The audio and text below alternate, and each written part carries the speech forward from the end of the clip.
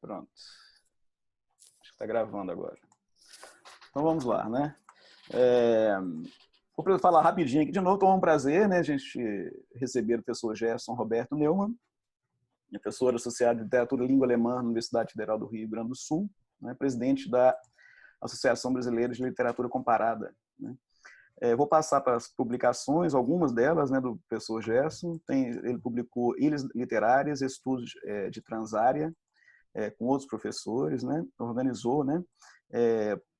Organizou também Arquipélagos, Estudos de Literatura Comparada, com também outros professores. Cartas de Imigrantes de Fala Alemã. Robert Musil, sobre a estupidez, os livros e a literatura. Literatura crítica, dois pontos, literatura comparada, crítica comparada, literatura crítica comparada. E tem o último aqui que eu vou pedir para o próprio professor Gerson falar, que é o livro que ele publicou na Alemanha, Brasilian ist nicht... Você pode apresentar? Brasilien ist nicht weit von hier. Die deutsche Auswanderung nach Brasilien im 18. Jahrhundert. E a tradução qual que seria, Gerson?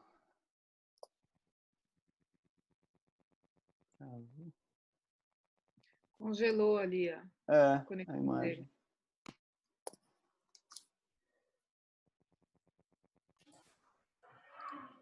Será que aconteceu? Ele saiu? Será não, né? Uma coisa de conexão ali, né? Não sei se vai cair. A internet, né? Eu vou continuando a apresentar aqui. Ele deve, talvez, se ele saísse, entrasse de novo, né? Caiu, ó, caiu. Eu acho que o melhor é isso, ele sair e entrar, né?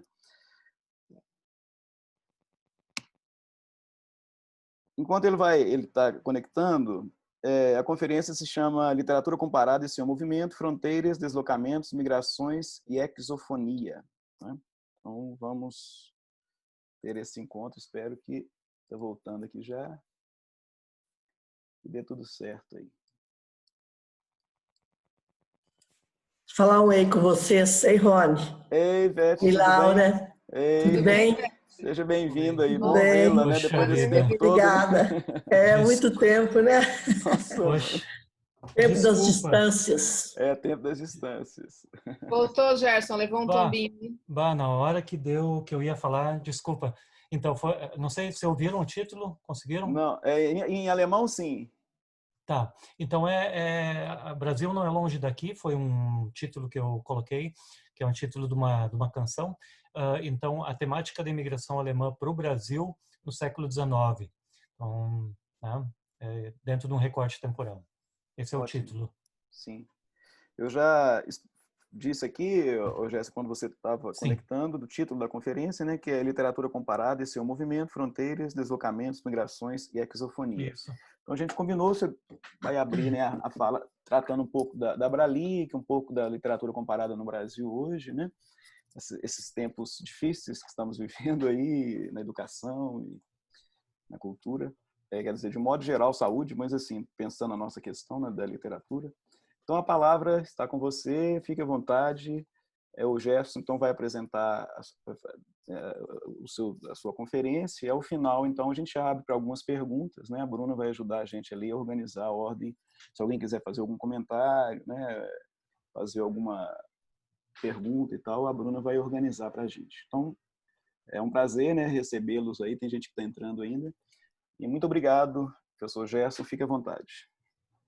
Legal. Muito obrigado, Ronieri. Obrigado, Laura, que eu conheço assim, desse trabalho, professora do grupo de pesquisa Atlas. Como é que é? A Bruna. Bruna, prazer.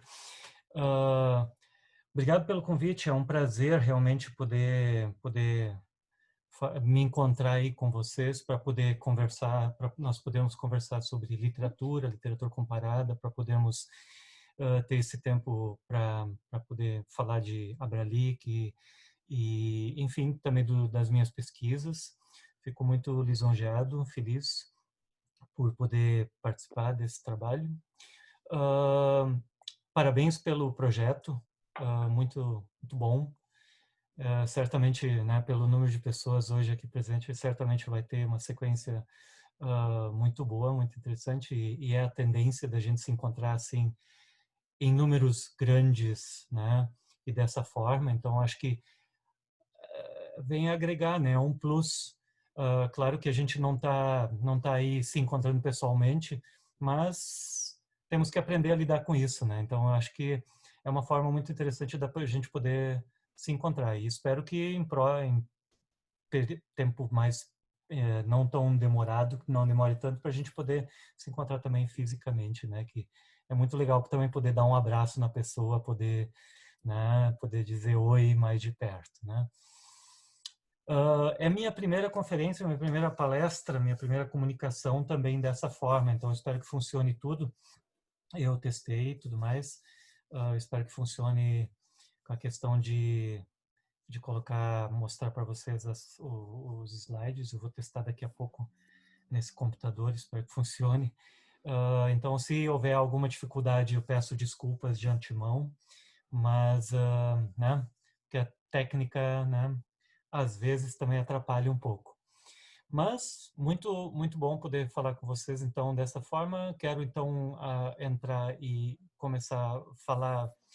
Ronieri, quando fez o convite, pediu para falar um pouco sobre a questão da Abralic, a literatura comparada no Brasil, sobre a Abralic, que nós estamos então assumindo agora esse biênio 2021 aqui na URGS. E depois eu entro para justamente falar um pouco das minhas pesquisas, um pouco dos meus trabalhos que eu tenho realizado, que é uma trajetória, toda a minha profissão, eu diria, todo o meu trabalho enquanto professor na universidade. Tá? Eu vou ver agora se eu consigo, e eu estou com um receio, que a gente está sem o Zoom aqui nesse. Por isso que há pouco eu sumi, foi uma falha minha técnica. Se eu passar o arquivo para alguém, é possível alguém subir o arquivo e colocar? Eu posso Esse é o permitir que único. você compartilhe aí agora. Então permite, por favor, Eu já porque eu permiti não tô aí. eu não tô conseguindo colocar, tá? Vários participantes podem compartilhar simultaneamente. Que eu queria colocar umas lâminas aí. Na parte de baixo, aí no meio do Sim, computador de baixo, é compartilhar a tela, né? sim. Se você abriu o arquivo primeiro, Agora de, deu. olha Agora deu. aí. Pronto. Estão vendo? Sim. Beleza, eu precisava da tua autorização, Ronieri, tá? Você que manda aí, Ah, tá? nada. Você que manda. Tá. Tudo bem? Estão conseguindo ver direitinho? Tá, beleza. Então, sim, tá tudo certo. Que bom. Então, é realmente muito, muito bom poder então falar para vocês, com vocês, e eu espero que a gente tenha esse momento bom, que é 6:30 da tarde, um momento meio relaxante, então espero conseguir falar para vocês de uma coisa que seja gostosa, relaxante, que não seja um trabalho chato. Enfim, eu coloquei como título Literatura Comparada e seu movimento, fronteiras, deixa eu só colocar isso aqui, fronteiras no plural, deslocamentos no plural, migrações e exofonia. Então tem a ver com o que eu estou trabalhando no momento, e é assim a temática que perpassa um pouco também a proposta da Abralic no momento, mas não só, tem isso dentro. Eu penso em falar assim, mais ou menos nesses pontos, não obrigatoriamente nessa sequência, falar um pouquinho então sobre literatura comparada no Brasil, a Abralic, movimentos de migrações, fronteiras e deslocamentos, né, que é uma coisa que me é muito cara, migrações e exofonia e tradução, sempre fazendo uma ponte, né? Quando vocês veem migrações e exofonia e tradução, tá? Para falar de literatura comparada no Brasil, bem, sou uma parte disso, sou parte integrante disso, e muitos de nós aí somos também, né? Vocês, grande maioria, trabalha com literatura comparada, imagino. Sim, somos o GT de literatura comparada, por isso eu pus bem no alto que nós estamos, a Ampol é um dos grupos que dialoga diretamente com a literatura comparada no Brasil, né? E eu acho que, bem, falar de literatura comparada no Brasil, que eu vou dar a minha perspectiva, né? Eu acho que a literatura comparada no Brasil está muito forte. Nós fazemos um trabalho muito interessante. Nós temos uma rede de conexão muito boa. Eu vejo que é muito trabalho acontecendo e assim eu digo, eu sou muito feliz por estar trabalhando na literatura comparada no Brasil, e eu quero trabalhar pela literatura comparada no Brasil. Esse é o meu objetivo, né? Eu conheci muitas pessoas fazendo literatura comparada. Eu descobri a literatura comparada não na minha graduação, mas na minha pós-graduação, e foi assim um achado que foi para a vida acadêmica, para a vida profissional. E eu acho que nós temos muitas publicações. Nós somos a maior, no último congresso da Internacional, que foi em Hong Kong, foi confirmado que a Abralic é a associação com o maior número de associados das associações de literatura comparada, né? Então, isso é um dado muito interessante, e eu vejo isso também nos nossos congressos de literatura comparada, que sempre são assim muito grandes. Claro que isso não significa que sejam bons, mas são grandes, ou seja, há procura, há respeito, há interesse pela literatura comparada, e eu vejo isso também por parte, por exemplo, dos doutorandos e mestrandos, né? Temos que levar em consideração que os congressos de literatura comparada da Abralic, eles são um percentual muito grande de estudantes, né, no número de participantes. Então, isso diz alguma coisa, né? Isso é uma leitura, podemos fazer essa leitura, e eu acho que é uma leitura que diz alguma coisa que é importante, né? Então, essa é a minha leitura de literatura comparada no Brasil. Daí eu pus aqui o GT de Literatura Comparada, que também é um prazer poder participar, e parabéns pelo trabalho de vocês, né, Ronieri e Laura, né? Eu espero poder estar no GT em dezembro, quando a gente se encontrar, né, no Nampol. Certamente vai ser em dezembro, né? E aí eu passo para a Abralic, né, que no momento nós somos a gestão 2021, e fico feliz em poder falar um pouquinho. Não quero falar muito, né, porque o objetivo também não é falar sobre essa questão, mas é também da pesquisa. E nós estamos planejando um congresso virtual em novembro, mas na verdade não é um congresso virtual em novembro. Certamente alguns estão inscritos, certamente alguns vão participar. O nosso congresso, nós estamos assim nos encontrando semanalmente, a diretoria, e aí eu menciono o colega Andrei, Sinara, Leonardo, Adalto e Rejane. A gente está se encontrando bastante para conversar, para definir, para pensar a Abralic. E é muito importante a gente poder fazer um congresso esse ano, ainda, mesmo que virtual, que muitos, quando receberam a notícia, nos deram retorno dizendo não é bom, não é legal, mas temos que fazer pela associação. E vamos fazer um congresso de agosto a novembro. Essa é a ideia. Por quê? Por que agosto a novembro? Porque nós não conseguimos concentrar em 3 dias todas as mesas, os STs, as comunicações, as conferências, etc. Então, o que nós vamos fazer? Dia 17, 18 e 19 de novembro, nós vamos fazer o congresso da Abralic virtual, com a conferência de abertura, de encerramento e 5 mesas. Geralmente a Abralic é composta de 16 mesas, né? E as outras mesas nós vamos começar em agosto, vocês vão ver em breve, receber comunicação sobre isso. Nós vamos fazendo mesas em formato virtual, né, e que vão ser divulgadas, que vão ser momentos tipo esse agora, e que quem tiver interesse participa, e vamos tentar divulgar isso bastante. Então, é uma forma de Abralic se mostrar presente, se mostrar viva. Se vocês observarem a página, né, nós colocamos, vocês estão vendo, né, eu mexer aqui, né? Nós fizemos postagens com trabalhos de colegas. Por exemplo, aqui é o conferencista de abertura, o Ail Hassan, que vai fazer a nossa conferência de abertura. Então, aqui tem uma conferência dele no Marrocos sobre o Brasil. Aqui é a Leia Mazina apresentando. Está aparecendo? Não, tá na O página ainda, naquela página Está no slide. Está no slide, mas no... Ah, tá. Então, Mas eu acho que ele não vai para o link. não foi para o link? Tá, mas Não. eu quero que vá. Então, vamos ver se eu consigo. Eu abro aqui rapidinho. Vejam agora se... só um pouquinho.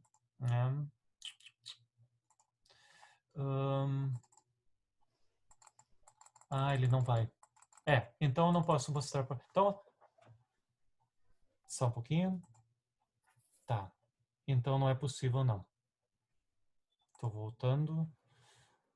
Um momento. Deu. Estão vendo agora de novo, então, né? Uhum. Tá, então vocês não conseguem ver a página da Abralic. Tá, paciência. Tá? Então vejam lá, visitem a página da Abralic. Nós estamos, assim, realmente, então, pensando a Abralic de modo mais intenso a partir de agosto. Nós tem um movimento na página. A Ronieri há pouco falou que vai ter uma participação dele com algo sobre um texto sobre uma participação sobre João Cabral de Melo Neto, né? Então tem participações de colegas, né? Mostrando que a Abralic está aí, que somos nós, que está acontecendo alguma coisa e que nós vamos então final do ano fazer esses 3 dias mais concentrados, que vamos chamar de congresso, mas o congresso acontece de agosto até novembro. Vamos fazer publicação das comunicações dos STs que vão acontecer também, daqui a pouco falo disso, em formatos de e-books. Então a ideia é dar esse retorno ao associado, ao participante. Vamos fazer um livro das comunicações das mesas e das conferências e vamos publicar os resumos como sempre tem sido feito. Os STs, e aí talvez alguns estejam também envolvidos, nós vamos deixar um espaço temporal de 15 de setembro a 15 de novembro para as pessoas se organizarem, e hoje mesmo eu consegui definir com a URGS, nós vamos dar um acesso a uma plataforma da URGS, nós vamos abrir uma porta da URGS, o grupo entra, se encontra e grava, faz o seu trabalho e sai. Então, nós vamos ter essa possibilidade dos STs também se encontrarem, como a gente está se encontrando agora. E desse trabalho dos STs nós vamos fazer as publicações. Ou seja, a Abralic viva. A Abralic, né, mesmo nesse tempo de pandemia, de reclusão, nós vamos querer justamente permitir esse movimento, já aproveitando esse termo, esse conceito que eu trabalho bastante. E eu também tinha um link aqui, a revista da Abralic, também está bem, temos resultados bons, né? Agora estamos na plataforma Cielo. Chamadas abertas, né? Para o próximo ano, tá uma chamada aberta. E vamos então no próximo ano ter os 3 números da revista da Abralic. Então esses são assim isso para mim é literatura comparada no Brasil. E claro, a literatura comparada no Brasil dialogando com a literatura comparada da Europa, da Ásia, dos Estados Unidos, da América do Norte, né? Então é esse diálogo da África, esse olhar para o lado, para os lados, para podermos ter esse diálogo com os colegas de outras associações, tá? Feito isso sobre a Abralic, sobre nosso trabalho, parto para o próximo ponto, que é justamente a questão das migrações e o movimento. E aí, quando eu começo a falar desse ponto, que é assim, a minha temática de pesquisa, eu trabalho muito com a questão das migrações, eu tenho que falar um pouquinho de mim. E eu peço desculpa, não é assim ego, mas eu muitas vezes preciso, eu acho que é interessante você fazer uma leitura de si mesmo, daquilo que você já fez, e quando a gente encaminha projetos e tudo mais, você ou pede bolsas, você precisa falar da sua trajetória. Eu acho que é interessante poder se ler nessa hora. E eu acho que eu já fiz essa leitura em momentos sobre mim e realmente eu trabalho com essa questão da migração desde o meu período de iniciação científica. E é muito interessante que eu lá no início eu trabalhei na Unicinos, minha formação é pela Unicinos, português-alemão, e eu estudei numa universidade que é particular, que é jesuítica, com uma bolsa da Alemanha. E no primeiro ano eu consegui uma bolsa de iniciação científica para trabalhar no PPG de História, não na Letras. E a minha função era, e essa foi a grande provocação, naquele período, 1994, faz bastante tempo, os seminários jesuíticos do interior do estado, do Rio Grande do Sul, até Santa Catarina, até Paraná, estavam sofrendo com dificuldades financeiras. O que aconteceu? Eles fecharam muitas bibliotecas, e os jesuítas têm muita biblioteca, né?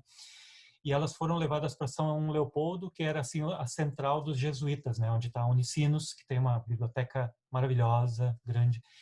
E a minha função como iniciação científica, lá com meus menos que 20 anos, era catalogar e tirar pó de uma montanha de livros mais alta que eu e tirar o pó e olhar então se esse livro era de antropologia, de física, de literatura, de clássicos, de latim, etc, etc. E nós fazíamos novas pequenas montanhas, nós fazíamos separações.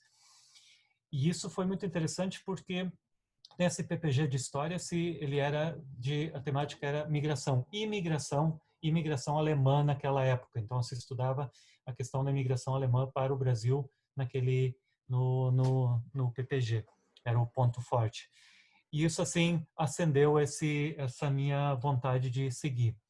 E desde então eu tenho trabalhado essa questão da migração, que hoje eu falo de migração, porque amplia não é a imigração nem a emigração, mas a migração no conceito de movimento, que iniciou toda essa trajetória de pesquisa. E aí eu chego ao Rio de Janeiro, foi muito interessante poder fazer meu mestrado no Rio de Janeiro, fora desse eixo, entre aspas, de migração, de contexto de língua alemã, de região sul do Brasil.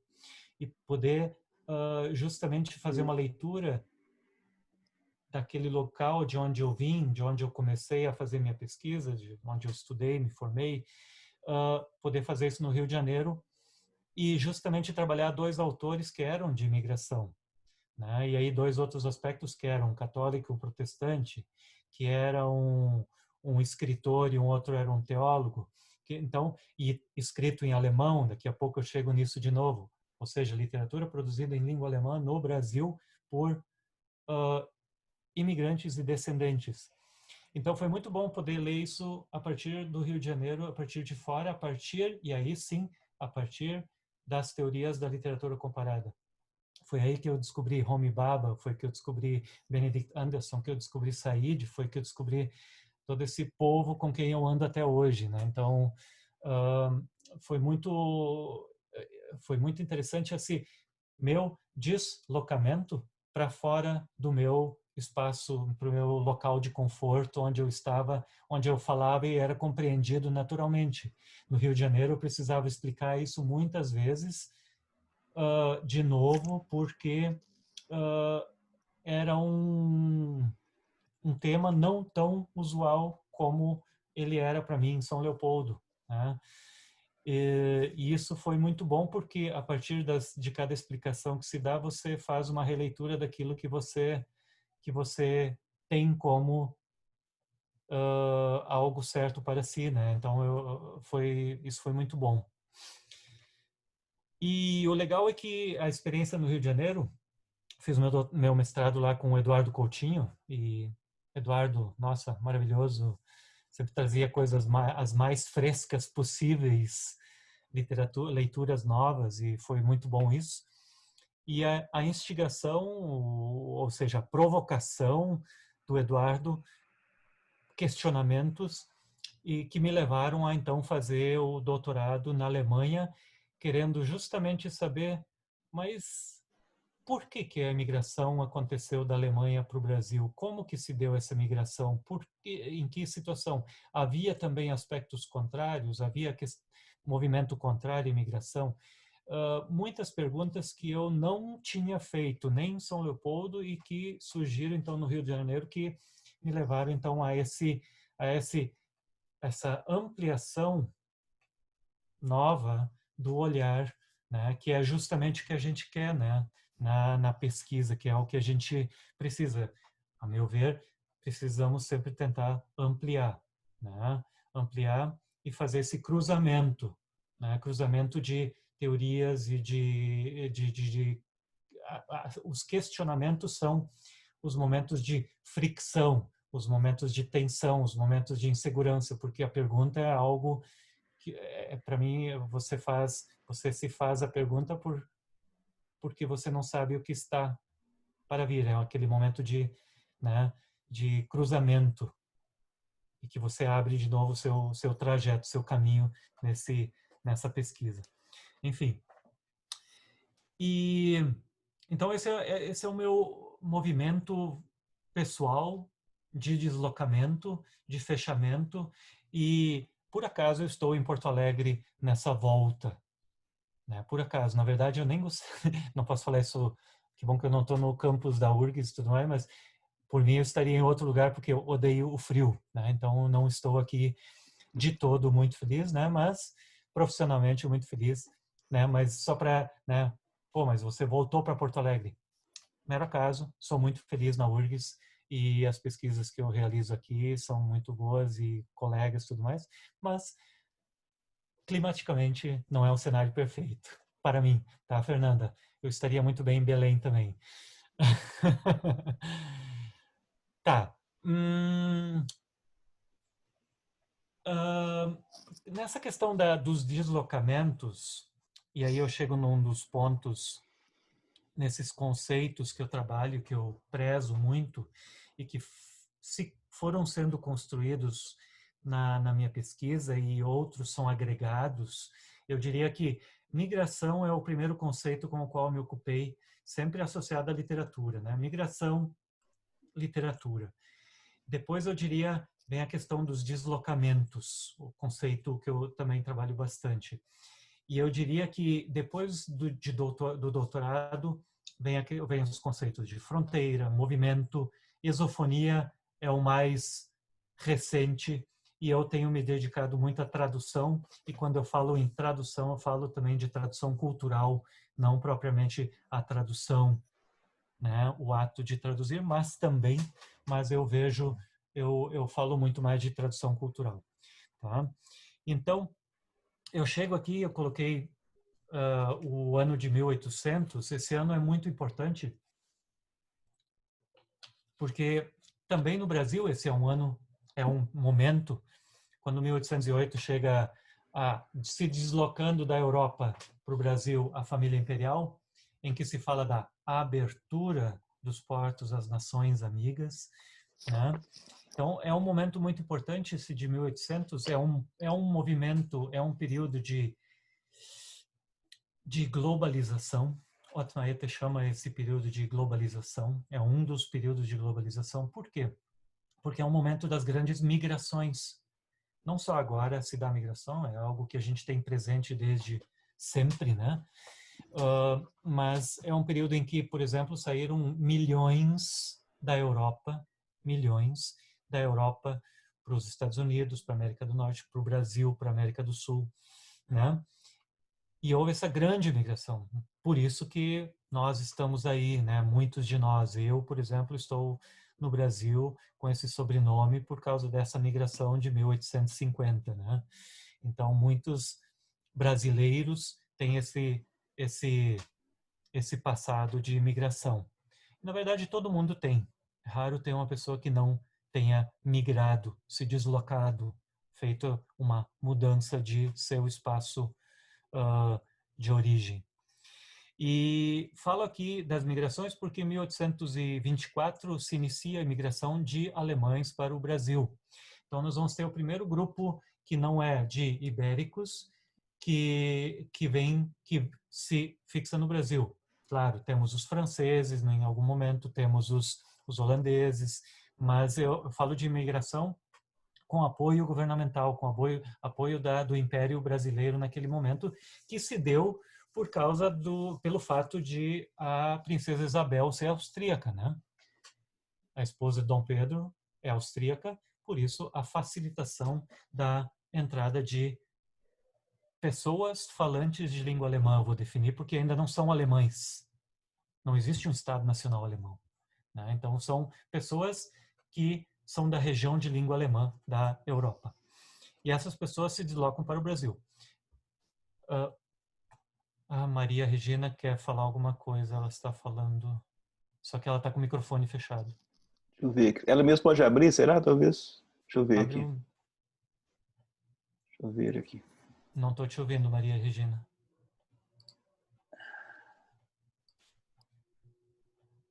É na esquerda, no seu... Será que ela consegue? Não sei. Dá licença, ela consegue sim. Consegui. É Leopoldina, não é Isabel, é Leopoldina. Foi mal. Falei Isabel? Não, é Leopoldina. Desculpa. Ótimo, obrigado. Obrigado. Ótimo. Tá, perfeito. Leopoldina, claro. Não é à toa que nós temos São Leopoldo, né? Isso. Obrigado. Foi um lapso. Então, pelo fato de ela ser, e também, se nós pegarmos Portugal, espanhóis não poderia ser. Não poderiam ser franceses porque já teve invasão francesa. Não poderiam ser franceses também não. Não podiam ser holandeses, também já teve. Então, se pensou nos alemães, era a melhor possibilidade. E nessa época, os alemães sofriam de pobreza, fome e todos os problemas que a gente conhece normais que levam à migração. Então, inicia todo esse movimento de emigrantes que imigram no Brasil.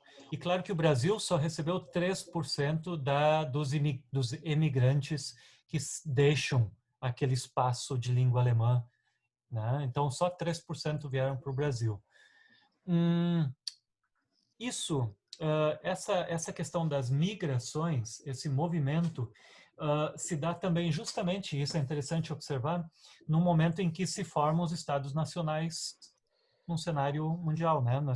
O Brasil se torna país independente, a Alemanha vai se tornar em 1871, a Itália, que é mais tardia também, a França, todos esses estados nacionais, e aí nós temos vários teóricos da literatura comparada que também trabalham esse aspecto da questão do nacional, eles se formam nesse cenário de deslocamentos muito fortes de novo, né? E é muito interessante observar isso. Milhões imigrando da Grã-Bretanha, né? Franceses imigrando, alemães, italianos vêm para o Brasil em 1875. A imigração italiana vai ser a maior que o Brasil recebe em números, né? Então, isso nos leva a pensar que Estado nacional é o Brasil com essa presença de tantos migrantes, né? E aí nós temos que pensar um Brasil plural também. E aí chega num ponto que é super atual, que o Brasil não é um país de língua portuguesa unicamente. O Brasil não é um país só de uma literatura em língua portuguesa. O que significa isso? O Brasil não é um Brasil de uma cor só, o Brasil é de cores, o Brasil é múltiplo, né? Tudo questões de identidade que nós trabalhamos muito também na literatura comparada. Então, esse movimento, pensando agora, né, nesses deslocamentos no século XIX, trouxeram também essa abertura do Brasil para as nações, entre aspas, amigas, entre aspas, fez também com que muitos viajantes passassem por aqui. E aí nós temos nós poderíamos falar de um segundo descobrimento das Américas, um descobrimento de cunho científico. porque nós vamos ter muitos viajantes passando pelo Brasil. E esses viajantes, por sua vez, de novo, auxiliam não é um bom termo, mas fazem uma leitura do Brasil como possibilidade de uma nação. E uma das coisas para uma nação poder existir é que tem uma literatura de cunho nacional, né? E muitos, né, nós temos relatos de Schlichthorst, nós temos do Denis, dizendo que o Brasil tem uma literatura sua. Ou seja, o Brasil pode, entre outras muitas coisas, ele pode tem já esse perfil de nação. Esses viajantes, o que eles fazem, eles levam informações para os seus países, né? Nós vamos ter ingleses, italianos, alemães, holandeses, passando pelo Brasil, ficando mais tempo, menos tempo e levando muitas informações para a sua nação, para a sua casa, para os seus informantes, né? Ou seja, é mais um movimento que está inserido nesse movimento de globalização. O Brasil, são aqueles mapas sendo preenchidos, aqueles mapas que aparentemente você tem eles como não definido, ele está sendo preenchido. É a feitura do mapa, por exemplo, do Rio Amazonas, o Rio Amazonas sendo definido, sendo desenhado, sendo conhecido. Então, isso é o preenchimento de espaços vazios que se tinha como vazios naquele momento. Eu vou agora passar por alguns viajantes. Tentei também pegar mulheres viajantes, que é interessante também ter essa leitura de como duas mulheres. Tentei pegar alemães, que eu conheço mais, mas inglês também. Então, nós temos por aqui, por exemplo, Alexander von Humboldt, que infelizmente não passou pelo Brasil, né, que foi proibido ele entrar no Brasil, né, mas que para todo mundo hispânico sul-americano é o grande viajante, né? E Alexander von Humboldt, né, ele está sendo, na Europa, ele está sendo relido no momento, e uma leitura muito interessante, porque Alexander von Humboldt preza por aquela formação ampla, larga, aberta, completa, entre aspas, né? E Alexander von Humboldt vê tudo tendo uma conexão, não isolando as humanas das técnicas, a literatura alemã da italiana. Não, é a natureza dissociada do elemento técnico. Não, tudo tem uma conexão, tudo tem a sua ligação com aquele outro, por sua vez com o outro, e assim por diante, né? Então, essa leitura, essa busca por uma leitura ampla, para não dizer completa, mas sim, a busca por uma leitura completa está muito presente em Humboldt. Ele está sendo traduzido o livro O Cosmos está sendo traduzido, e acho que em breve nós vamos ter ele em português. Seria muito bom, tá? Traduzido por uma geógrafa, tá? Passo para Maria Graham, né, que é uma mulher inglesa que viaja pelo mundo e também passa pelo Brasil, tá? Figura muito interessante. Passo por mais uma mulher, Ida Pfeiffer, que saiu de Viena e também viaja, tem aí um título enorme, né? Uma viagem de uma mulher em viagem, eu diria, pelo mundo. Daí a viagem saindo da Áustria, passando pelo Brasil e vai adiante, né? Então, tudo isso no século XIX, né? Tudo isso acontecendo no século XIX. Outros dois pesquisadores muito importantes para o contexto, né? Porque a princesa Leopoldina faz questão de trazer uma comitiva científica que a acompanhasse para o Brasil. Vejam só a parte interessante, né? E dois cientistas são Spix e Matsius. Em São Paulo nós temos o Instituto Matsius-Staden, né?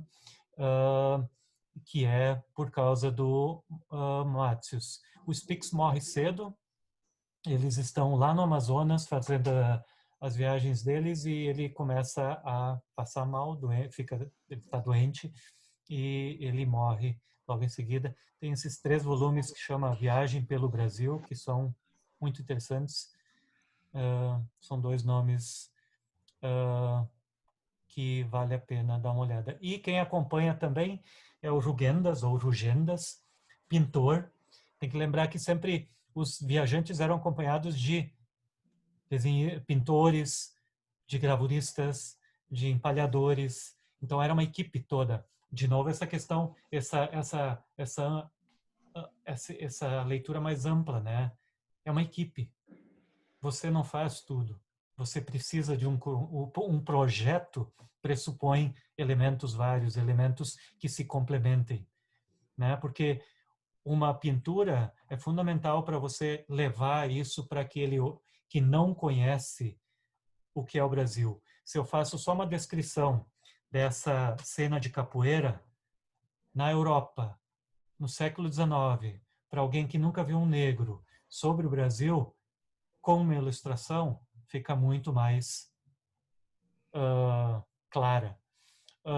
O mesmo sobre uma floresta amazônica, por exemplo, você falar descrevendo com palavras uma árvore do tamanho de uma árvore na Amazônia, por exemplo, fica impossível, né? Então, é muito importante, chama atenção também para os pintores, são muitos que acompanham essas comitivas, né, de pesquisa. Tá. E tem mais um aqui muito importante. Peguei um livro que está mais para o Rio Grande do Sul. O Saint-Hilaire tem vários livros, ele passa por vários lugares no Brasil, ele fica muito tempo no Brasil. É uma figura super importante por causa da leitura que ele faz do Brasil e, né, pelo que daí nós temos isso hoje como material para, né, da leitura daquele período. Destaco, estamos no século XIX, né, toda essa importância do século XIX. E volto para falar da questão da migração. Se a gente pensar que 1850 se deu o grande boom da imigração de alemães para o Brasil, a partir de 1875 se dá a de italianos, início do século XX se dá a de japoneses, que são 3 grupos fortes que nós temos no Brasil, de número grande de imigrantes. Isso foi ontem na história. Né? Isso foi ontem na história. Se nós pensarmos, isso não são nem 200 anos, né, de imigração, do início desse período de imigração. Então, se nós pensarmos que nesse período a Europa estava em ebulição, nós ainda não tivemos as 2 guerras mundiais, nós acabamos de ter a Revolução Francesa. Então, todos esses movimentos históricos, todos esses que acontecem, eles estão muito recentes, né? Para a gente poder fazer uma leitura do que nós temos hoje. Toda essa questão da migração e da presença de elementos europeus que vêm para cá, isso nós temos ainda muito presente nessa posição, nessa postura nossa, brasileira, hoje. Né? E esses conflitos identitários que a gente tem hoje no Brasil ainda. E claro que nós temos esses conflitos também na Alemanha, por exemplo, na França, também por causa de conflitos causados por questões identitárias, como nós temos nos Estados Unidos. Então, eu acho fundamental a gente ter essa bagagem histórica, essa bagagem sociológica, essa leitura do que aconteceu, vou dizer, ontem, né? Então, está muito presente, a meu ver, e eu acho que nós temos que olhar para trás, sim, para fazer essa leitura. E, infelizmente, muitas vezes nós não temos esse contexto histórico, né? Nós não costumamos olhar para trás, infelizmente. Só um pouquinho. E daí que eu, depois de colocar essa questão do século XIX, da formação de um Estado Nacional, de quando o Brasil se torna independente em 22. E aí nós temos que pensar, nós somos nós somos, o que é uma nação? Ela é formada de vários, ela é formada de muitos outros, né? E aí eu entro num outro ponto que faz parte da minha caminhada de pesquisa, que é o Brasil tem uma literatura em língua alemã.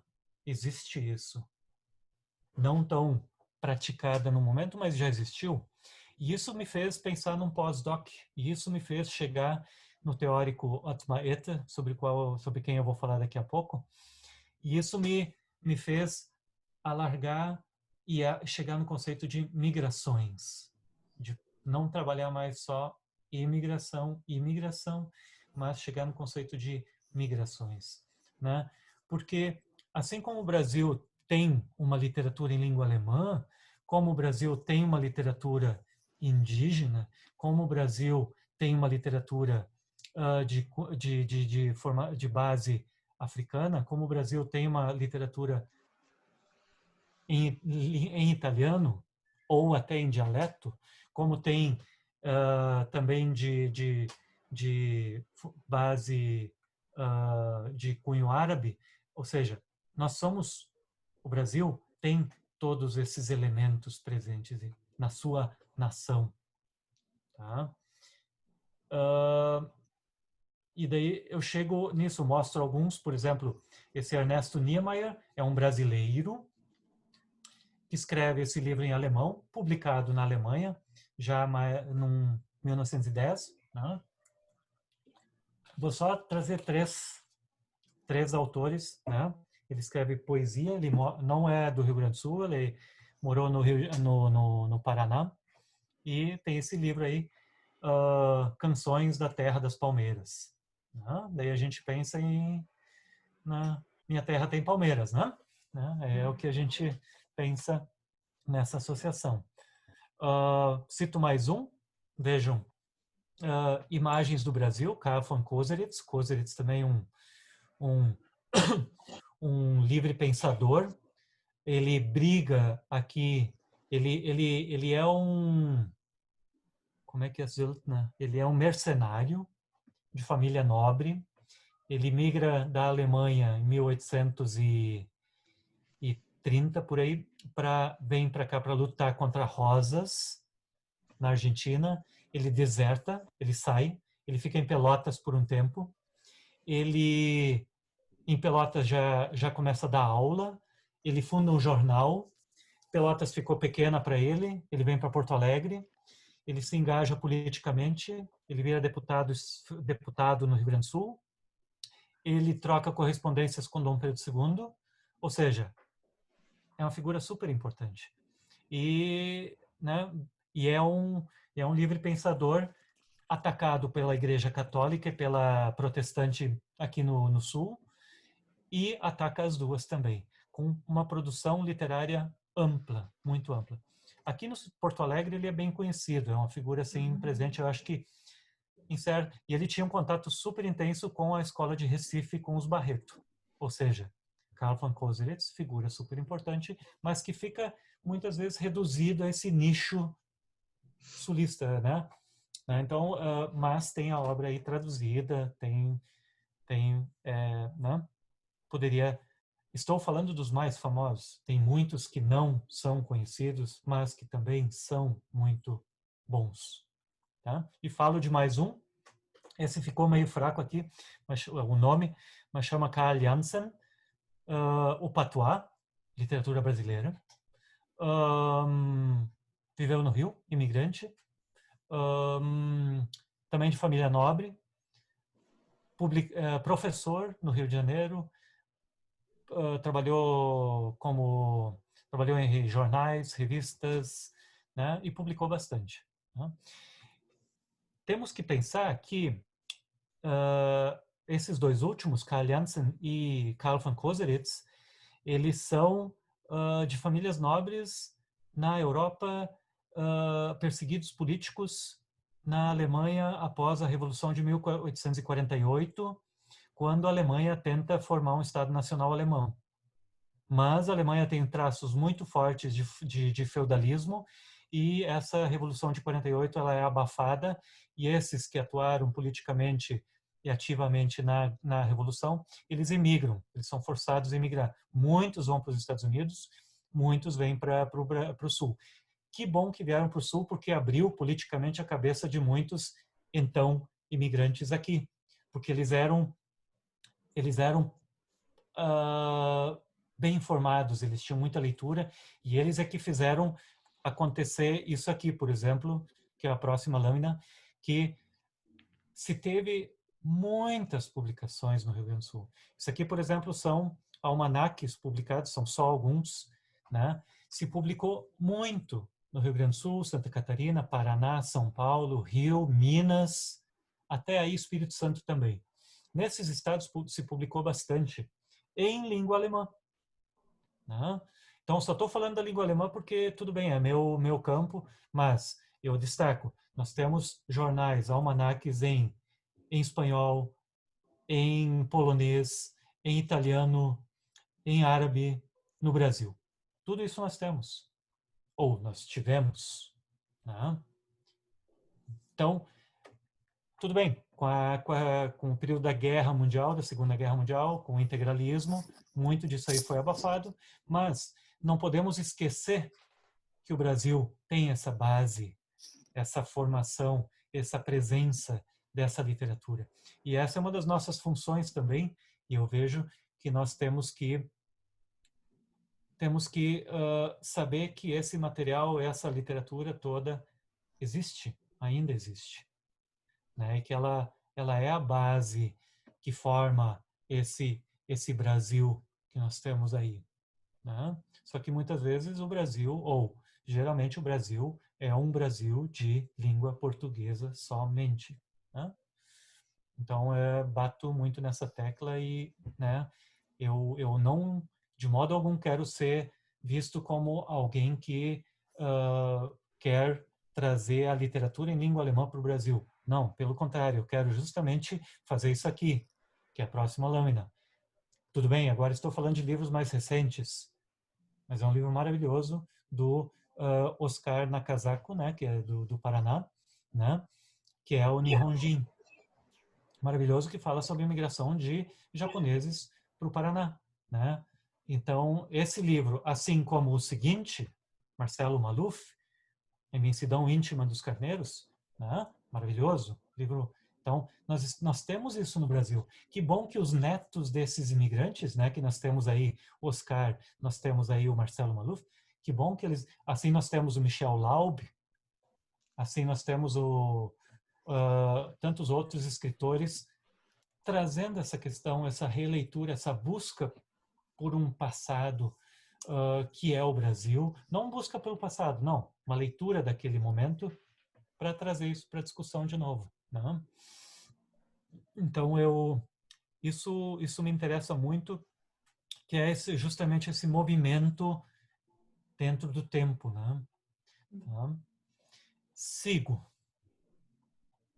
E aí eu chego naquilo que eu falei agora há pouco, isso me levou a pensar no pós-doc, né? Que também, e aí eu diria, esse é o meu momento atual de pesquisa, eu chego nesse momento e falo, para mim esses conceitos aí colocados são muito importantes, essa literatura em movimento, essa literatura sem morada fixa. Esse é um conceito do Atmaete, e quando eu me deparei com essa leitura, foi fantástico, porque essa literatura que eu procuro definir, mas não definir, o que é essa literatura em língua alemã tão vasta que nós temos, guardada em arquivos, tá, Reinaldo? Ela está em arquivos, é um arquivo só, isso, mas é um arquivo que nós devemos abrir de vez em quando, ou é um arquivo que deve ser transparente, não fechado no metal ou na madeira, é um arquivo que deve ser visto. E nós temos essa literatura que eu tento não definir, mas mostrar que ela está viva, que ela está aí, que é uma literatura que existe, né? Que é uma literatura que não tem, volto a dizer, nem 200 anos, né? Mas é uma literatura que está esquecida. E uma literatura esquecida é uma literatura morta, é uma literatura que está sem vida, é uma literatura que não tem movimento, é uma literatura estática, né? Então, é justamente esse movimento que eu quero dar para a literatura. E quando eu me deparei com esse conceito de literatura sem morada fixa do Atmaete, foi assim o achado, assim, né? Porque eu trago esse conceito justamente para essa literatura, que ela não precisa ser definida como sendo alemã ou sendo brasileira. E eu nem quero que seja teuto-brasileira, como muitos a denominam. Que aí vem todo o conceito do hífen, né? Trabalhado por Baba, por Hall, né? O que o hífen faz? Ele para mim, eu critico a questão do hífen nesse sentido, porque ela não é nem alemã, nem brasileira. Ela é um pouco alemã, é um pouco brasileira. Mas se a Alemanha, ela não consta na história da literatura alemã, essa literatura. E ela também não consta na literatura brasileira. Ou seja, ela não existe. Isso que eu mostrei para vocês agora há pouco, essa literatura. E aí que está a minha questão. Ela existe sim. E nós termos um Oscar Nakazako, ou um Maluf, ou um Michel Laub escrevendo sobre aquilo lá, significa que ela existe. Então, esse é o ponto. E assim, nós podemos sair para o mundo, para esse conceito de literatura sem morada fixa, justamente porque nós temos ainda mais hoje com a questão das migrações modernas, eu vou colocar como modernas, migrações atuais, migrações contemporâneas, nós temos escritores que nem querem ser colocados em determinado espaço dentro de uma fronteira política. Então, isso é muito importante, tá? E esse movimento que se tem é justamente porque essa literatura está aí, porque essa literatura vive, que essa literatura é vista, tá? E aí são 3 conceitos: o literaturas do mundo. Também tem tem um doutorado sendo escrito pela Monique orientanda minha, que trabalha justamente esse conceito de literatura, dessa releitura do conceito de Weltliteratur, que está caindo, né? Tudo bem, ainda falamos muito, mas está se falando em literaturas do mundo, está se falando em literatura mundial, está se falando em literatura do mundo. Eu gosto desse, acompanhando Otmaete, de literaturas do mundo, no plural, né? E falamos de transarealidade, também um conceito bem interessante. Menciono daqui a pouco mais algo sobre isso, né? E assim, oferece muita, para mim, esses conceitos, dialogando com o Atmaete, abrem de novo, como eu disse agora há pouco, esse momento de fricção, de cruzamento, de choque, em que você perde, nesse momento em que você cruza, você perde um pouquinho de si e ganha. Nesse momento de choque, em que alguma coisa toca em você, em que alguma coisa faz você dar aquela parada. É como, né, é um choque, enfim, né? Isso causa algo em você, dentro do seu caminho normal, eu diria, tá? Então, esse é o Atmaete, com quem eu dialogo para conseguir chegar nesses conceitos, que foi um achado, assim, foi acaso, porque eu fiz meu doutorado em Berlim, Potsdam do lado, é como Rio-Niterói, e eu não conhecia ele naquela época, e fui conhecê-lo depois, no Brasil. E o Atmaete é uma presença, assim, também na Abralic, né? Ele tem estado mais presente, tem artigos agora publicados na Alea, tem na própria Abralic, no último congresso tem um texto dele publicado. E até compartilho com vocês, essa semana tive uma boa notícia dentro desse cenário ruim que a gente está vivendo no Brasil, tanto acadêmico, cientificamente, como também pessoalmente nessa pandemia. Nós encaminhamos um projeto, quando eu estive lá agora em dezembro, janeiro, fazendo período de pesquisa, nós encaminhamos justamente um projeto para mobilidade acadêmica e conseguimos um projeto de 3 anos que vai nos permitir ir e vir e nos deslocar, né? Então, muito bom, está rendendo frutos ainda bastantes, isso é bom. Tá? Então, aqui eu coloco 2 livros, esse livro eu trago e parto para... Essa foi a minha primeira leitura, foi esse o encontro que eu tive. Esse livro na esquerda, ele está em alemão, Literatur in Bewegung. Ele está traduzido para o espanhol, que é Literatura em Movimento, né? Ele não está traduzido para o português, mas temos acesso a ele em espanhol. E aí ele fala dos 4 movimentos de globalização e desses movimentos assim fala também da questão da literatura de viagem e fala dessa literatura dessa função nossa, que é resgatar uma literatura que não tem voz, não tem vez, está perdida teoricamente, mas que é a nossa função como especialistas da literatura, filólogos, nós temos que ver justamente isso. Essa é a nossa função profissional. Essa é a nossa função, é resgatar, dar voz a textos, a autores que se tinha como não presentes, né? Que estavam fora do cânone ou que simplesmente não existiam. Não? Queria falar alguma coisa sobre esse livro que eu pensei antes, agora não está vindo. Muito importante, voltando a 1800, eu não sei como é que está meu tempo. Com vontade. Estou chegando, tá? Eu estou quase lá. Nessa questão do século XIX, ainda é muito importante e que foi muito interessante para o movimento também no Brasil. Século XIX marca também o desenvolvimento do trem, o desenvolvimento da máquina, o navio a vapor, esse que permitiu a migração. Os europeus exportavam pessoas e traziam mercadorias para a Europa. Então, tem várias ilustrações muito legais em jornais, em revistas, em que se, por exemplo, está empurrando cabeças de alemães no cenário alemão, né, para dentro de barris e de malas, ou seja, vão ser exportados. A ralé, os desnecessários são levados para fora para que se possa criar essa nação mais forte. E se traz do novo mundo aquilo que nos é importante, né? Que é o que a gente continua fazendo hoje, né?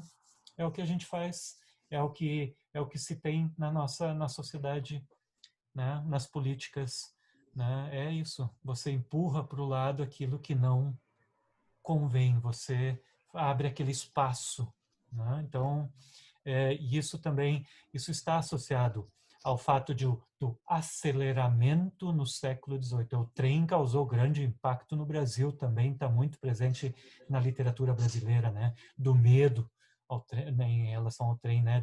Dessa velocidade, né? E daí nós falamos hoje também desse medo do processo rápido que a gente vive, né? É mais um movimento que a gente tem, que se tinha em outro momento.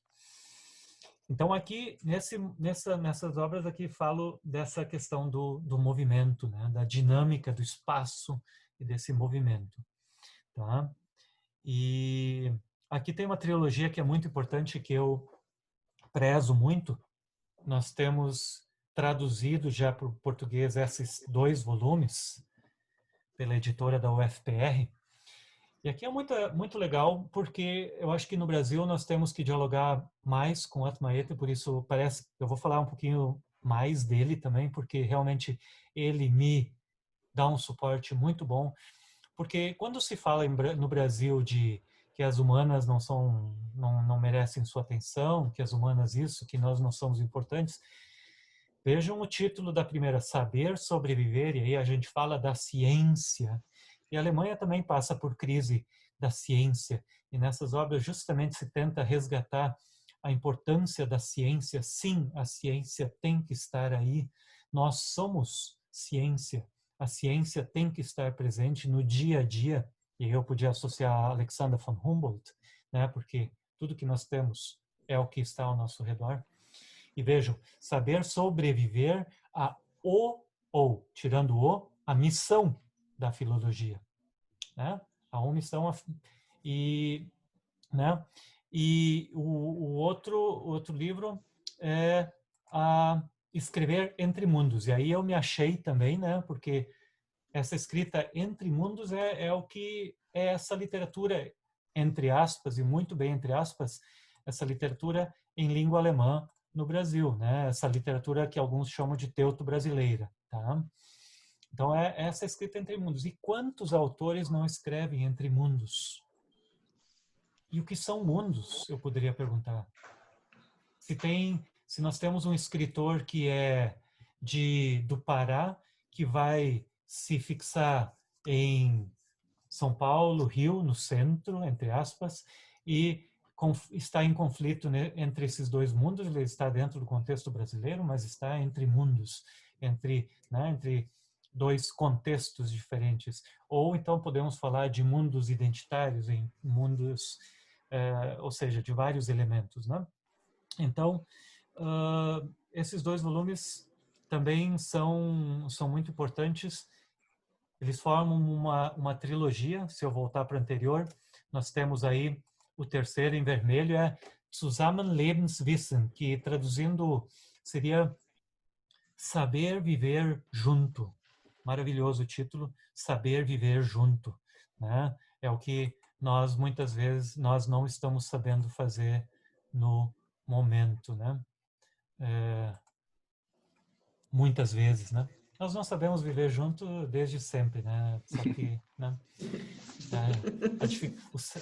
Né? A convivência é muito difícil. E conviver, vejam, o com está lá, né? Então é muito interessante. A leitura é muito provocativa, né? E faz a gente refletir sobre esse conceito. E eu gosto muito desse envolvimento da ciência. E esse jogo aí do saber sobreviver, eu posso ler isso de diversas formas também. É saber sobre o viver, ou é saber sobreviver, né? Então é um jogo bem interessante. Tá? E um livro mais recente com o qual eu trabalho bastante é essa questão da transarialidade. Aí ele tem um texto traduzido para a Leia, de 2016, traduzido pelo Luiz Montes, e que aí é bem interessante. De novo tem esse jogo de transárea, e aí entra o conceito de literaturas mundo, essa busca por uma leitura que acaba com as fronteiras nacionais, né? Você tentar ver uma literatura não mais dentro dos conceitos de nação, mas aqui ele fala de arquipélagos, fala de ilhas, fala dos arquipélagos literários, já claro com outros teóricos também já trabalharam, né? Mas ver o que nós temos aqui também das comarcas, né? Quando nós falamos de comarcas na América do Sul, então ver as redes que se estabelecem, e fala muito de ilhas e, por sua vez, de água. Nós poderíamos falar de oceanos e para falar de ilhas. Tem um trabalho, eu acho que a Cíntia, eu vi a Cíntia antes aí. Cíntia está escrevendo um trabalho de doutorado sobre o conceito de ilhas na literatura, né? Conceito também muito interessante. E daí, se a gente pensar o que é uma ilha, né? A Europa é uma ilha, né? Nós fomos descobertos, entre aspas, como sendo uma ilha, né? Por que nós fomos vistos como uma ilha? Né? Por quê? A partir de qual foi essa visão? Né? Então, e para quem vive numa ilha, qual a importância da água? Né? O que a água é? A água é uma fronteira ou é justamente a ponte?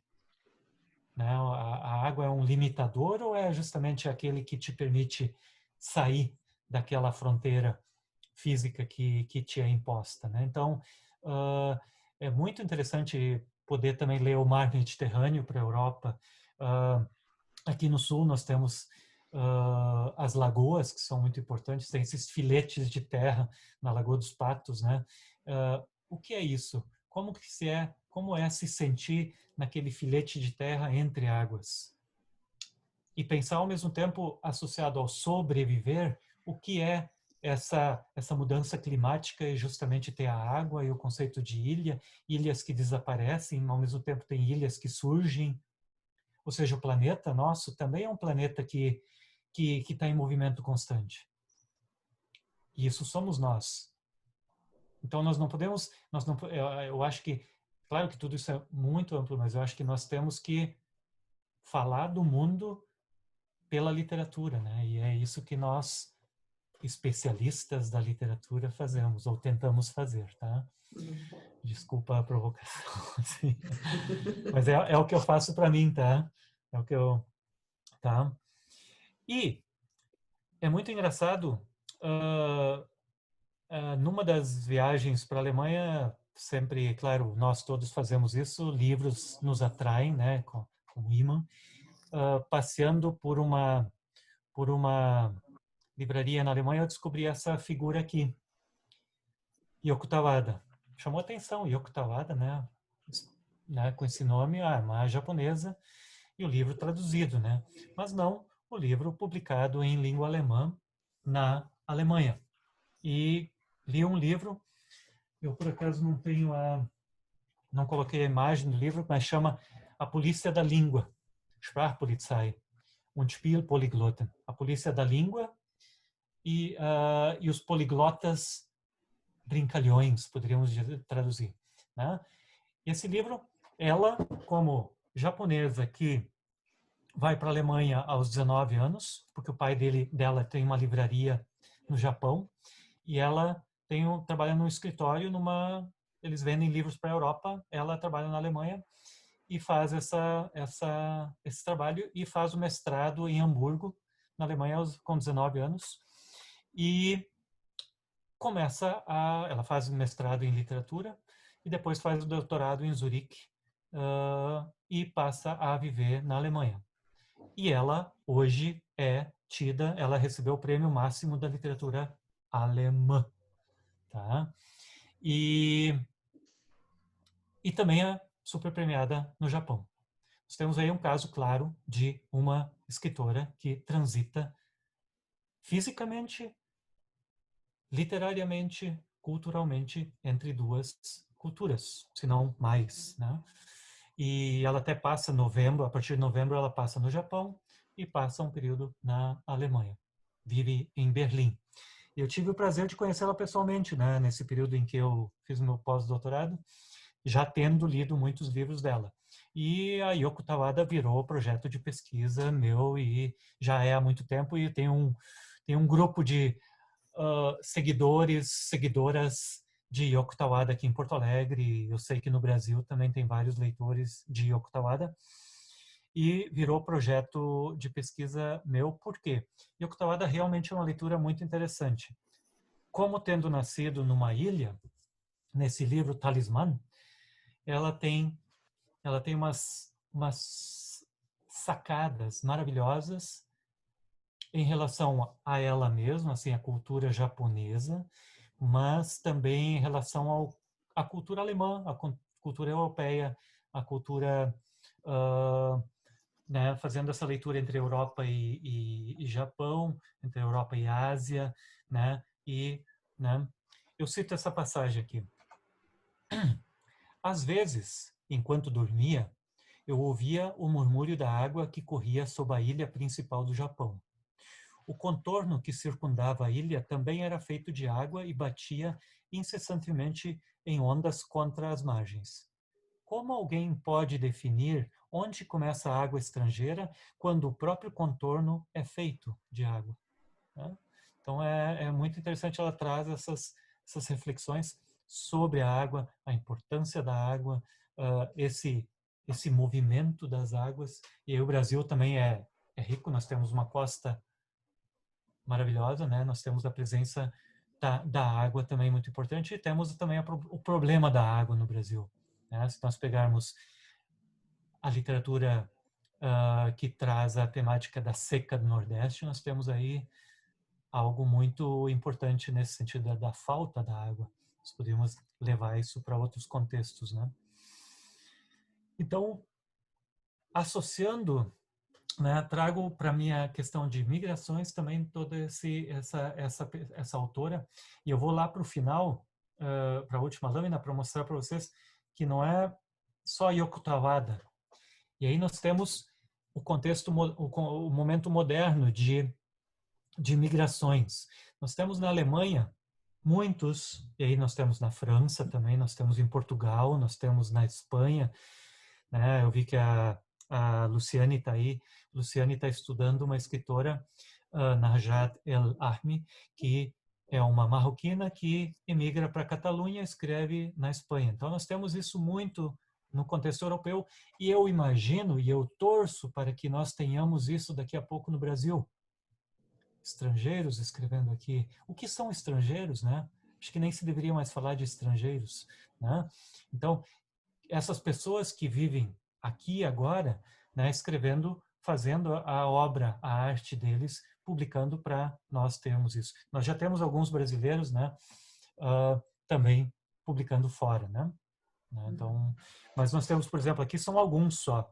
Nós temos a Basquida, Centurão, na Varanataja. Se alemão é difícil, Ronieri, isso também é bem difícil, tá? Então, vejam, Sasha Stanicic e Ilya Troyanov. Então, todos esses são autores, são escritores escrevendo, produzindo na Alemanha em alemão. Em alemão. Tá? E, claro, trazendo toda a questão da identidade para a literatura, ou não. Mas estão escrevendo na Alemanha. Então, se eu agora reverter e pensar na literatura que eu mostrei para vocês antes, a literatura produzida em língua alemã no Brasil, é algo muito próximo, né? Então, nós temos aí algo, de novo, e tudo isso consequência das migrações, tá? Então, já trago essas questões para deixar elas em suspenso para vocês. Só um pouquinho. Então, eu mostrei aqui a figura da Yoko Tawada. Aqui tem outro texto muito interessante. Adoro essa passagem. Essa passagem, para mim, é fundamental em Yoko Tawada. No texto Wo Europa anfängt, onde a Europa começa. O livro é muito legal. Ela questiona. Ela própria, Yoko Tawada, usou o trem transiberiano. E de onde é que vem o trem transiberiano? Ele sai lá da fronteira com o Japão, na Rússia, né? Acho que é na Rússia, isso. Onde a Rússia faz fronteiras com o Japão. E ela atravessa. Né? E vejam essa passagem aqui. Até mesmo o trem transiberiano anda mais rápido do que uma alma pode voar. Na minha primeira viagem à Europa com o trem transiberiano, eu perdi minha alma. Quando voltei, minha alma ainda estava a caminho em direção à Europa. Eu não pude pegá-la. Quando retornei à Europa, ela estava a caminho do Japão. Depois disso, voei tantas vezes de um lado para outro que já nem sei por onde anda minha alma. Perfeito. É o que se quer. Assim, na minha opinião, é o que nós somos. Né? É o que nós não temos que estar presos a um local. Nós não temos que batalhar por um local. Nós temos que poder nos sentir pertencentes a um cenário mais amplo. Não? Então, eu gosto muito dessa passagem, acho ela muito importante dentro dessa questão das migrações. E aí eu chego no último conceito que eu quero trabalhar, que é a questão de esofonia. A Yoko Tawada, como aqueles escritores que eu mostrei agora há pouco, são casos de esofonia. Um conceito que foi trabalhado num mestrado e pela Lúcia Colichon, trabalhando Yoko Tawada. E o conceito de esofonia é justamente o adulto que aprende, que adquire uma língua estrangeira e passa a produzir uma literatura, né, que aprende adulto, né? E que é o caso da Yoko Tawada plenamente, né? Que ela aprendeu essa língua como adulto, né? E é um conceito, esofonia, que eu acho que está muito em voga, porque nós temos muitas pessoas nesse contexto atualmente por causa desses deslocamentos, das migrações, né? E acho que não se pode mais falar de fronteiras assim tão rígidas. E o que faz isso? Se um outro caso bem interessante das fronteiras, das delimitações. Procurei Yoko Tawada numa das maiores livrarias que tem em Berlim, que tem 3 andares de livros. É como uma cultura, quando cultura era forte aqui. E não encontrei Yoko Tawada só numa estante, toda Yoko Tawada. Não. Encontrei Yoko Tawada na parte de gramática, na parte de romance, na parte de contos, na parte de poesia. Yoko Tawada espalhada pela livraria. Então, Yoko Tawada, e assim como outros, ela não pode ser classificada dentro de um espaço, né? Ela destrói, ela quebra, ela rompe com todas as estruturas definidas, delimitadoras, né? Ela também, a questão da língua também é colocada em xeque. E cito também a vinda da Yoko Tawada para o Brasil, que ela esteve no Brasil em outubro do ano passado, para o lançamento da tradução dela desse livro e desse livro aqui. E ela esteve no Brasil em outubro do ano passado e foi muito legal. Acho que eu sempre vou citar esse exemplo dentro dos meus projetos. Nós conseguimos, Yoko Tawada é escritora alemã e escritora japonesa, escritora do mundo. Tá. Nós tivemos que conseguir apoio financeiro para trazer Yoko Tawada para cá. Tá. Instituto Goethe, sempre muito forte, sempre muito presente. Até o livro esse que vocês estão vendo com apoio para a tradução do livro.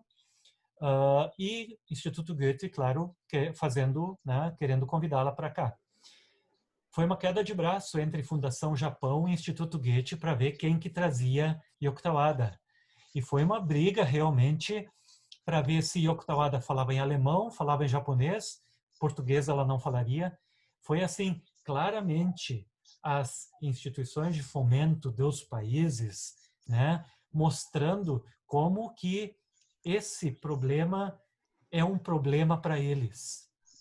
Porque está claro aí a necessidade, a vontade de quererem tê-la para si, essa literatura, esse bem cultural, né? Para poder dizer, vejam, ela é japonesa, vejam, ela é alemã.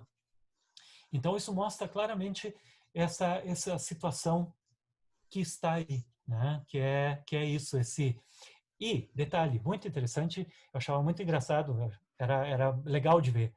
Yoko Tawada não quer pertencer nem a um, nem a outro. Mas Yoko Tawada, acho que nem foi perguntada sobre isso, né? Então, é muito interessante isso. Tá? É muito interessante mesmo. Falo desses 2 livros, Yoko Tawada Übersetzungen, né? Nós deixamos o título porque o título é impossível de tradução, e aí eu falo de tradução rapidamente, que é um dos pontos também, né? Mas falo da tradução porque Übersetzungen, explico rapidinho, espero conseguir entender. Eu vi que a Mariana está aí. Mariana é a tradutora junto comigo desse livro. Übersetzungen, aí dentro nós temos a palavra übersetzen, do alemão, que é traduzir. Tá? Übersetzen. Mas não é a palavra tal e qual, né? Ela é neologismo. Essa palavra não existe no alemão. É um neologismo da parte da Yoko Tawada. Übersee, e vocês veem que ele está um pouco itálico, né? O Z é o mar. Übersee significa além-mar. Tá? Então tem além-mar, tem tradução, e nós temos o mar propriamente, que é o Z, que amarra tudo, muito importante, e nós ainda temos o linguado, que é o Setzungen, que é o linguado, que é o peixe. E aí a Mariana descobriu nas pesquisas dela que, muito interessante, Setzungen, o linguado, ele vive primeiro mais em cima na água e depois ele acaba ficando mais na base, no fundo. E o peixe também se transforma. O olho é primeiro dos lados, depois ele passa para um lado, os olhos passam para um lado. É uma coisa meio doida. Dê uma olhada no linguado, que a Mariana explica isso na dissertação dela. Quiserem, tá no Lume da URGS. Tá? Ou seja, nós optamos por deixar esse título Übersetzungen e depois colocar o título de um ensaio dela, porque é intraduzível, tá? E eu acho que tem que provocar justamente o leitor e mostrar elementos linguísticos de outras línguas aí, tá? Preciso terminar, porque eu estou vendo que está na hora de terminar. Além disso, Yoko Tawada ainda tem mais uma coisa. Yoko Tawada, e para a literatura japonesa, isso é interessante, a fixação de um texto num gênero também para Yoko Tawada é menos importante. Se é ensaio, se é conto, ela mistura poesia com contexto, ela faz poesia em prosa lírica, né? Enfim, tá? E nós temos esse último, que é Yoko Tawada, Memórias de um Urso Polar, que são 3 ursos contando a sua história, tem um cunho político, comunista interessante. É a avó ursa, é a mãe ursa e é o urso neto, que é o Knut, aquele urso, talvez alguns lembrem disso. Em Berlim teve um urso polar que foi rejeitado pela mãe e que ele foi alimentado por um tratador. E daí tem todas as reflexões do Knut, e esse texto, segundo Yoko Tawada, é escrita no ursês. Tá? Então é bem interessante a escrita do urso. Aqui estão os autores de novo, esses, e eu vou parar por aqui, porque eu falei bastante, trouxe, né, eu acho que e corri um pouco para conseguir dar conta disso, eu sei que é bastante, eu queria dar esta dimensão desse caminho dentro dessa temática da migração, da literatura, do movimento, da ciência, que somos nós, que fazemos, né, a literatura comparada. Tá? Acho que é isso. Muito obrigado. Tá ótimo, professor Gerson. Muito obrigado pela ótima conferência. Ficamos muito felizes. Eu acho que todos estamos felizes aí com a sua fala, né? E contribui muito para a gente pensar a literatura comparada, não só no Brasil como no mundo, né? Essa questão da fala aí da escritora japonesa ou alemã me lembrou Macunaíma, né? Quando ele vai para a cidade, ele deixa sua consciência na ilha de Marapatá. Aí quando ele volta à Amazônia de novo, ele não encontra sua consciência, ele pega uma consciência de um hispano-americano, né? Essa está servindo também. Quer dizer, são outras questões, é uma questão modernista, de nação, né? De pensar o Brasil, a América Latina, mas adianta um pouco, dialoga com essa questão desses lugares, né? Desses cruzamentos de lugares aí. Eu achei muito importante, inclusive essa questão da migração é um dos assuntos mais importantes hoje, né, para a gente pensar no mundo, a questão sociopolítica, né, ou geopolítica, né, dos assuntos mais fortes. Hoje a literatura trabalha isso muito bem, e a sua fala ajuda a gente a pensar não só na questão da linguagem literária, mas de pensar as questões urgentes do mundo contemporâneo. Muito obrigado. Eu vou abrir para perguntas, a Bruna vai organizar aqui. Se alguém quiser comentar, fazer alguma pergunta, conversar.